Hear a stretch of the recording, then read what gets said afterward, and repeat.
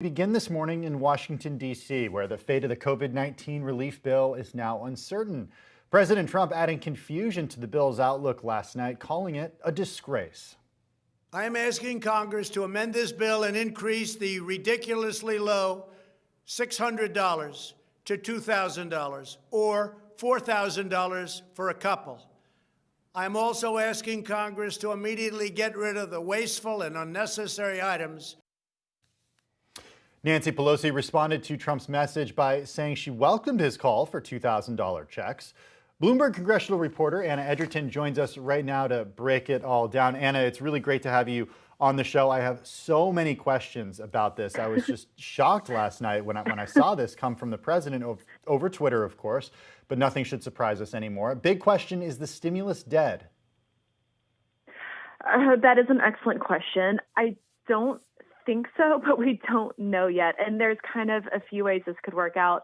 If Trump vetoes this bill, depending on when he does it, Congress might not have time to meet and override his veto because we're so close to the end of the year and the end of the Congress. If he doesn't act on it at all, if Congress doesn't adjourn, it will automatically become law. If Congress is forced to adjourn because it's the end of the year and we're about to have a new Congress, it would be a pocket veto. So there's kind of a calendar element to this that gets really tricky when we're getting towards the end of the 116th Congress and not much time for lawmakers to act. So what does this mean for Americans who, since Monday and perhaps earlier, if people have been following this closely, were expecting $600 checks? Well, we don't know yet. And, it's not just the $600 checks. It's also all of the other items in the package that were either extended or provided to help people kind of weather the next iteration of the pandemic. There are things like the $300 per week supplemental unemployment benefit. There was an extension of the eviction moratorium. There was additional aid for renters, for schools, for hospitals. There's a whole host of measures in this massive bill intended to help the U.S. economy weather this storm. And if that fiscal support doesn't get into the economy soon, it's going to have very dire effects for kind of on an individual level and on a systemic level. Yeah, I mean, the stakes are incredibly high here, and I wonder, because there's so much uncertainty here, I wonder what Congress will end up doing.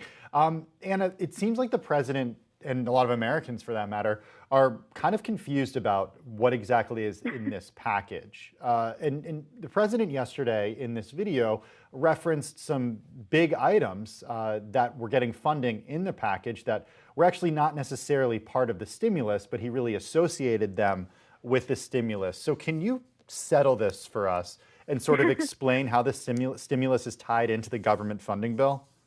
Yeah, Tim, you and I have been talking about this for about a month now because I always said if we're looking for COVID relief by the end of the year, it's probably going to hitch a ride on the end of the year spending bill. Now, these are just regular appropriations to keep federal agencies funded through the end of the fiscal year, which is September 30th. So, it's a massive $1.4 trillion bill, but it's normal government spending.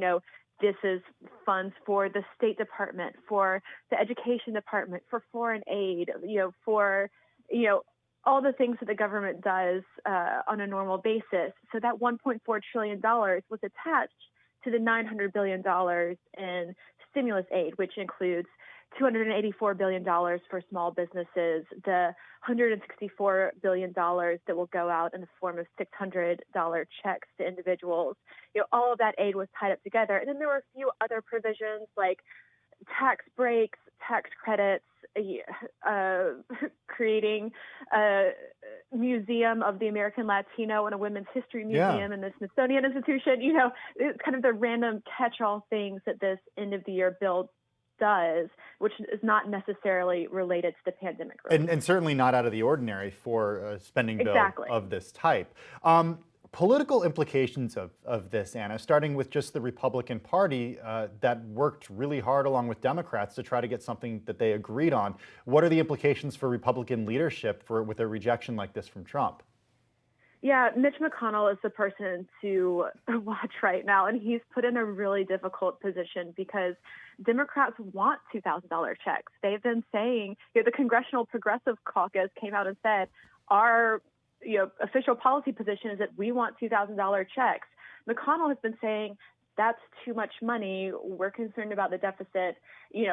Fine, we'll do $600 checks. So the fact that Trump is now coming out to say, no, we want $2,000 checks, he's agreeing with the Progressive Caucus. And that puts McConnell in a really difficult position at a really bad time because we have these two Senate races, the runoffs in Georgia that are going to happen on January 5th. So those two Republican incumbents, Kelly Loeffler and David Perdue, have to either agree with Trump and the Progressive Caucus or agree with McConnell, the Senate leadership. So it's a really tricky position for Senate Republicans. Yeah, I mean, I can't imagine them agreeing with the most progressive parts of the Democratic Party, like AOC, for example, who has wanted more. Can you imagine them going against Trump? Exactly. Yeah, it's a really bizarre sort of turn of events here, and really coming at the 11th hour. Anna, last question: where do they go from here? What happens next? What should we be watching? So Pelosi and her deputy, Steny Hoyer, who's in charge of the House floor schedule, said last night that they are going to put this bill on the floor tomorrow. So the House has a pro forma session, and they are going to try to pass basically an amendment that would just kind of replace $600 checks with $2,000 checks in the bill that's already been passed. So it doesn't imperil the major legislation. We're not opening this up again. It's just a standalone amendment. That would have to pass unanimously, so we'll be watching to see which House member would try to block that. If no House member blocks it and it passes, it'll be up to McConnell whether or not to put it on the Senate floor, and I don't think he will at this point. Wow. All right. Never a dull moment for you, despite the fact that we are close to the holidays here. No break, Anna. Bloomberg's Anna Edgerton, thank you, as always, for your time, Anna.